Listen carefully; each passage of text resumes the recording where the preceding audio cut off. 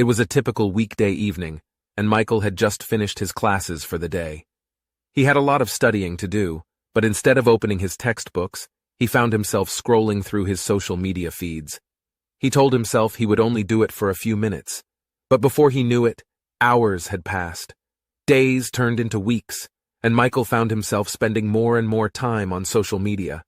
His grades began to slip, and he struggled to keep up with his coursework. He would try to study, but he couldn't concentrate for more than a few minutes before reaching for his phone. One day, Michael was sitting in the park, scrolling through his social media feed, when an older man sat down next to him. The man was reading a book, and Michael couldn't help but notice how calm and focused he seemed. "Excuse me," Michael said. "What are you reading?" The man looked up and smiled. "It's a book on philosophy," he said. "I used to waste a lot of time on things that didn't matter, but I've learned that time is precious." Michael was intrigued, and he asked the man to tell him more. "Well," the man said, "when I was your age, I spent a lot of time chasing after things that didn't really matter.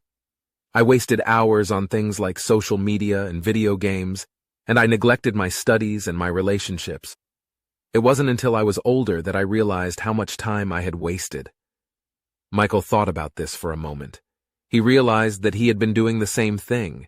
He had been neglecting his studies and his relationships, all in the pursuit of likes and comments on social media.